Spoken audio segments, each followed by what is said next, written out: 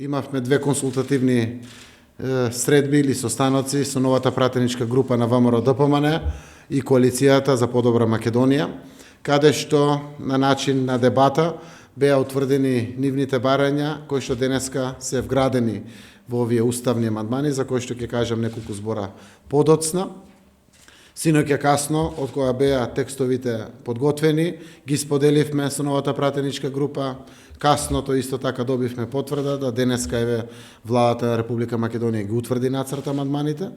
Сакам исто така да споменам дека разговаравме со други пратеници, каде што и тие се вградени внатре, а останатиот дел ќе остане низ дебатата, каде што пратениците имаат право да додадат амандмани на самите амандмани кои што се предложени од владата, значи не нови амандмани, туку да ги подобрат ваквите уставни амандмани кои што властениот предлагач, тоест владата, ги доставува до собранието.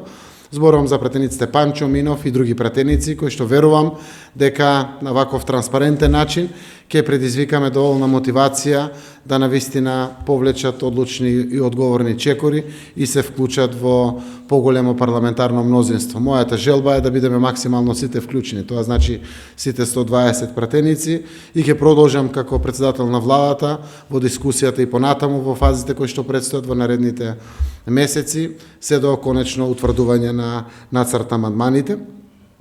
Она кое што исто така важно е дека и самиот уставен закон дава можност за одредени дополнувања, заради тоа што се не се пишува во самиот устав, во самите амандмани, во самите членови на уставот, како и самата одлука за стапување на сила на самите уставни амандмани. Прво би кажал дека 4 амандмани се многу едноставни, тоа што дел од јавноста се плашеше дека ќе има некој комплициран процес кој што ќе задира во идентитетот или слично. Еве на повидок на вака објавените амандмани, тие грижи ги отстрануваме комплетно, максимално транспарентно и одговорно. Веднаш после одлуката на владата за оваа иницијатива, овој текст ќе биде јавно објавен, за да може граѓаните сите да го видат, и вие представниците на медиумите. Нема ништо спорно, како што реков, стручната академската јавност оцени дека предложените насоки се во согласност со меѓународното право и меѓународните стандарди за човекови слободи и права, и особено со интересите на Република Македонија и нејзините перспективи низ евроатлантските интеграции, каде што еден од чекорите беше договорот со Република Грција. Оттаму нацрт амандманите заслужуваат поддршка од сите пратеници, секако во име на интеграцијата на Македонија во НАТО и во Европската Унија. Нацрт амандманите, како што ќе бидат објавени, првиот дел е потребата на додавање дополнителен став во амандманите за потврда на македонскиот идентитет. И во амандманот 36 почнува со ставот: Републиката го штити, гарантира и негува историското и културно наследство на македонскиот народ. Членот 7 од Уставот го гарантира македонскиот јазик, и ова беше дел од инклузивниот процес на пратеничката група на ВМРО ДПМН и новата пратеничка група на ВМРО ДПМН и Коалицијата за подобра Македонија, кој што е вграден овде. Вториот дел е во одлуката за стапување на сила во делот на влегувањето на ова конечна спогодба, а тоа е стапува на сила од кога грчкиот парламент ќе ратификува спогодбата и откако грчкиот парламент ќе го ратификува протоколот за пристап во НАТО. Тоа значи дека добиваме конечната гаранција за членство во НАТО, имајќи во предвид дека Македонија нема никакви други спорови со било која од останатите земји членки на НАТО. И третиот дел е нешто кое што ќе биде вградено во уставниот законник, а тоа е делот на внатрешната примена на употребата на новото име. Се работи за документи, материјали и севкупната примена, која што ќе биде сукцесивно во периодот согласно договорот, но на начин на кој што и договорот тоа го дозволува, а ќе им гарантира на граѓаните право кое што нема да значи дополнителни издатоци за одредени документи или слично, односно ќе го почитува рокот на истекување на документите и слично, односно ќе биде еден инклузивен процес, каде што буквално и грчката страна ќе биде заинтересирана Македонија ден поскоро, месец поскоро, година поскоро да влезе во Европската Унија, а со тоа и самата примена на внатрешната употреба да биде забрзана. Така да правиме една врзивна алка, која што самиот договор го предвидува, на начин каде што од Грција, која што досега беше причината за стопирањето на процесите на интеграција во НАТО и во ЕУ, ќе добиеме силен партнер кој што е сериозно и заинтересиран за побрзото интегрирање на Македонија во НАТО и во Европската унија. Првиот амандман се однесува на замената на зборот Република Македонија и Македонија, соодветно со Република Северна Македонија и Северна Македонија. И тоа се прави насекаде во Уставот, освен во членот 36, каде што има историски аспект. Изборува за антифашистичката борба и ја создадува Македонија. И тоа е тој историски аспект. Вториот дел е делот на преамбулата, каде што одлуките на АСНОМ се заменуваат со прогласот од првото заседание на АСНОМ и се додава Охридскиот рамковен договор за да биде конститутивен елемент на државата. Тоа е дел од Конституцијата, од Уставот на Република Македонија, вграден, само овде се додават формулацијата Охридски рамковен договор и тоа е fair enough према сите помалку бројни заедници во Република Македонија.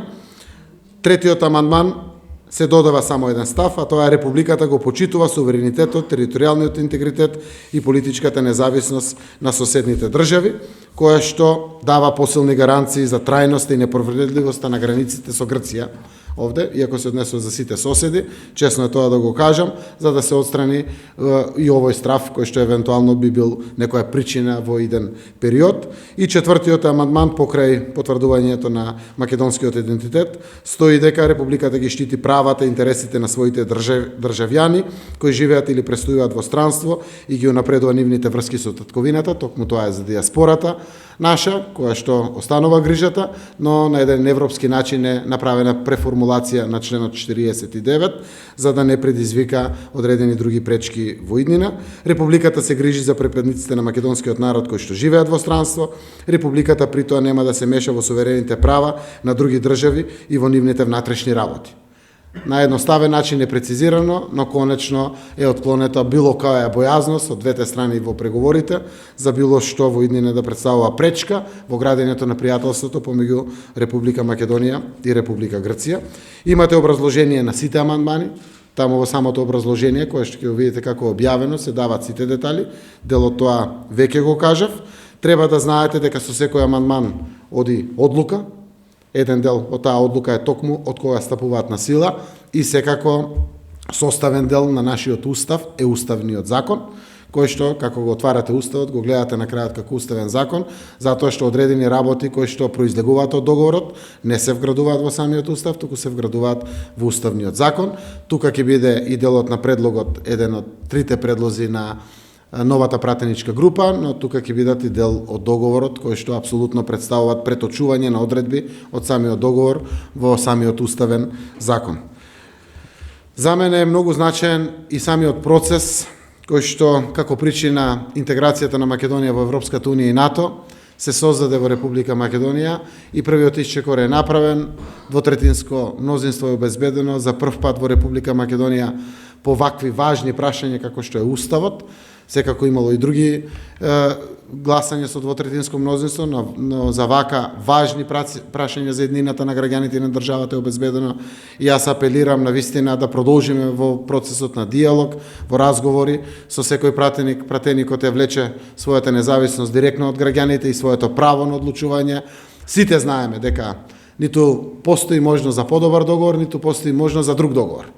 Договорот е fair enough, праведен и еднаков со придобивките за двете страни, конечно ги отвара вратите на Македонија кон Европската унија и НАТО, а сите барем парламентарни партии во државата сме за Европската унија и НАТО и верувам дека во едни вакви констелации сите на крајот ќе се одважиме, ќе ја понесеме одговорноста која што ни е дадена од граѓаните да носиме одлуки во нивно име, се со конечна цел да ги ставиме во позиции на подобар квалитетен живот кој што сакаме да го имаат дома, токму тука во Република Македонија.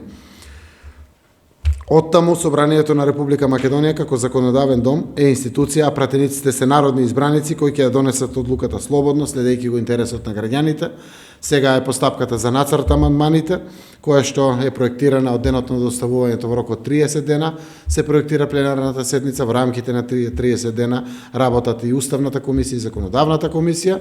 Веднаш после тоа се отвара јавната дебата за самата јавност. По завршувањето на целата оваа дебата, владата утврдува не нацрт амандмани, туку уставни амандмани, кои што ги достава до собранието, се проектираат нови 30 дена за финалната пленарна седница, за која што треба повторно двотретинско мнозинство, а во рамките на тие 30 дена повторно комисиите ги разгледуваат како уставната и законодавно-правната самите амандмани.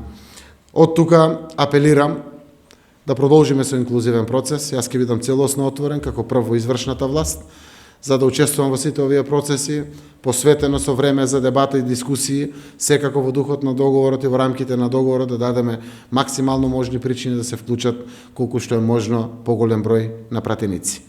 Повелете, јас до тука имам во делот на изјавата, стојам на располагање за вашите прашања. Колеги, 5 минути имаме за прашања. Форсина прва. Премиера, споменате дека сте разговарала и со други пратеници покрај од новата пратеничка група и го споменавте Панчо Минов и други пратеници. Со кои се е разговарано во меѓувреме и чии амандмани, односно предлози се вградени во нацрт амандманите?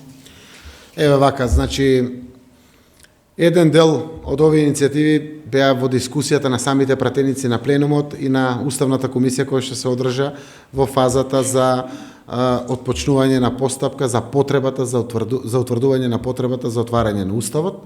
Јас не би ги набројувал поименично пратениците, заради тоа што учествуваат во дебатата, ама тоа не значи дека до крајот на дебатата ќе останат за во полза на поддршката на уставните амандмани. Го спомнав пратеникот Панчо Минов, заради тоа што тој е видлив и отворено разговараме на тие теми, ги даде своите сугестии, генерално еден дел се вградени, заради тоа што лично јас очекував дека и тој ќе биде еден од пратениците кои што ќе гласат за потребата од промена на Уставот. Секако е донесе одлуката и јас ја почитувам одлуката на секој пратеник, но дадов само најава дека постојат многу пратеници кои што верувам растеретени пред се од партиско-политички предрасуди, а понесени од одговорноста пред граѓаните и моментот во кој што се наоѓаме како Република Македонија, конечно ќе се одважиме и заедно ќе ја испишеме оваа убава историја на Македонија, која што дефинитивно е потврдена со членство во НАТО, датум за преговори со Европската унија, а на крајот на денот сето тоа е економија и повисок економски стандард за граѓаните. Тоа значи поголеми капитални инвестиции, тоа значи поголем економски раст за државата, за граѓаните и за државата, но тоа значи и повеќе работни места, тоа значи и повисоки плати,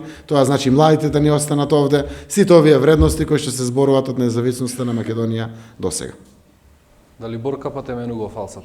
Само неколку дена кажавте дека Охридскиот рамковен договор е веќе дел од Уставот и дека нема потреба да се отвора Пандорината кутија. Што ве предомисли сега? Што беше спорно во Асном и што точно се договоривте со тие 8 пратеници што ќе дадат повторно поддршка за уставните измени? Дали таа комисија за помирување ќе има некој дел во кој можеби ќе се предвидат полесни казни, бидејќи тие сите имаат процеси преку СЈО?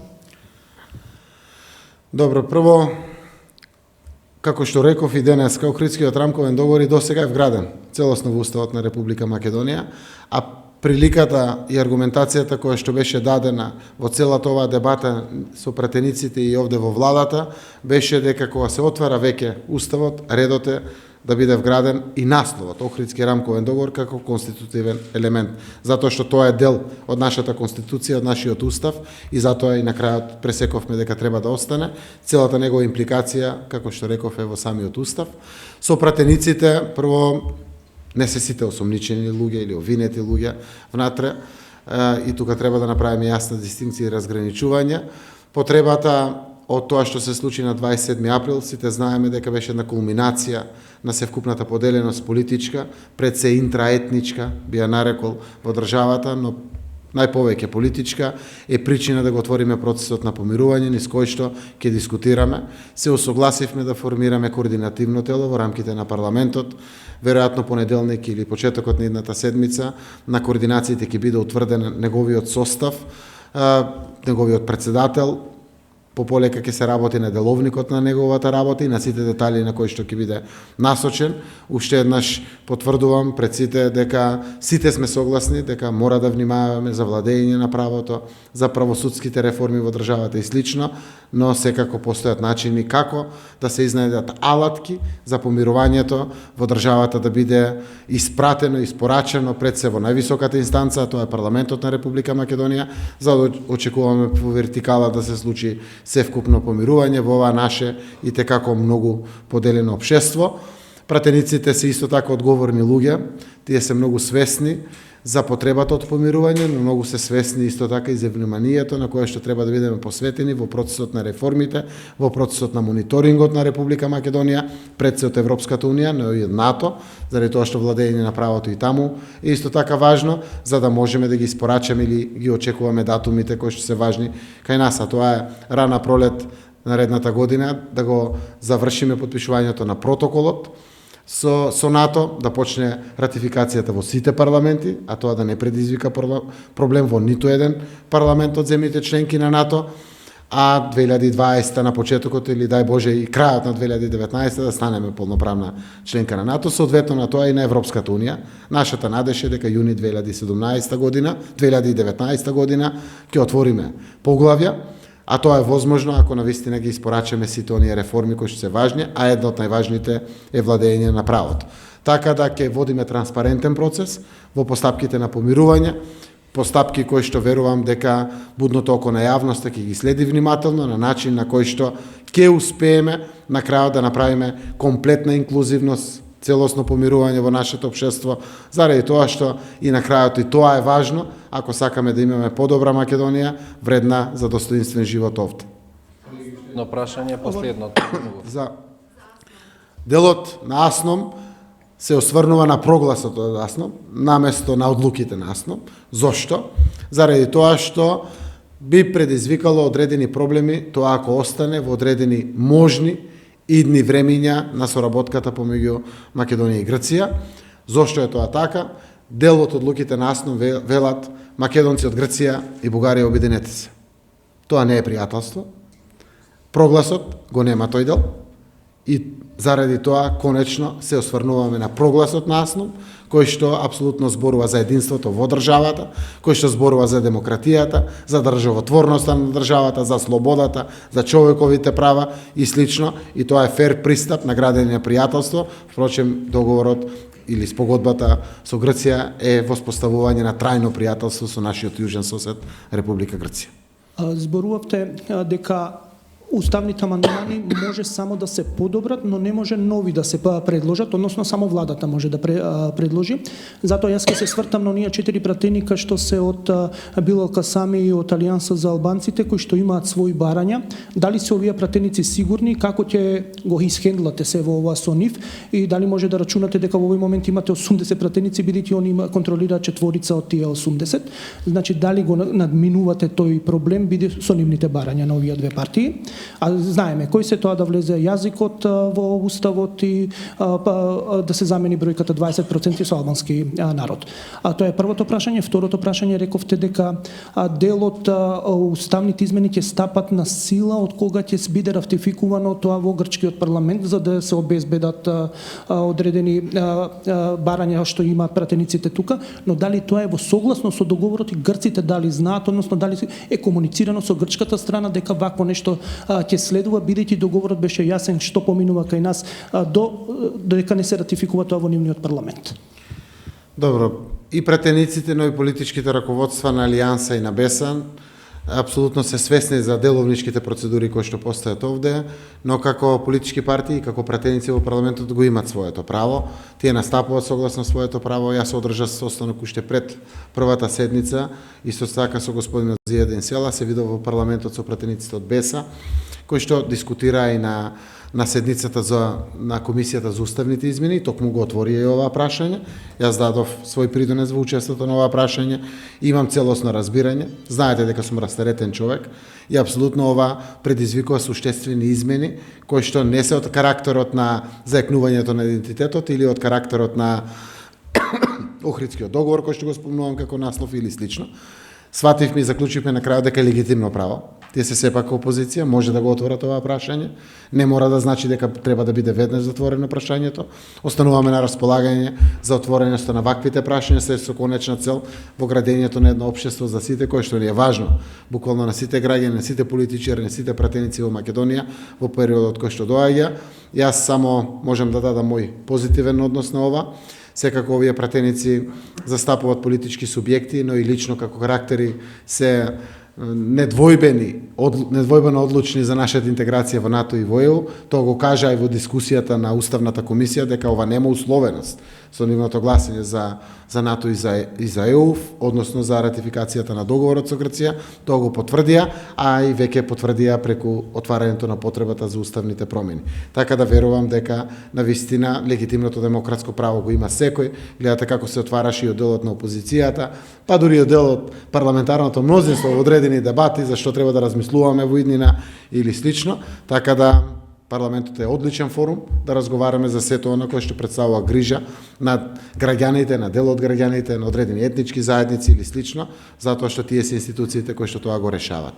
Секако, консултацијата беше онлайн со Грција во текот на овој процес, заради тоа што тоа не е наша обврска по договорот, но е обврска во духот на договорот и градењето на добро пријателство, за да не се направат одредени грешки. Секако со грчката страна ние направивме консултации, генерално токму тоа е тоа што стои во договорот, сето она кое што е и детално овде е прецизирано, е согласно договорот. Ако внимателно го читате договорот, ќе видите дека е во духот на договорот, но силната потврда на иницијативноста на опозиционите пратеници кои што ја дадоа овде, сака да се стои посебната гаранција овде и тоа е легитимно право, јас го разбирам, а фала Богу и пријателите од Грција го разбраа, заради тоа што не е надвор од договорот, а е потреба на пратениците кои што се над председателот на владата, над министерот Димитров или на целата влада, да може да биде вградено овде, која што секако би било дополнителна гаранција за самите пратеници и си имаше разбирање буквално од сите страни.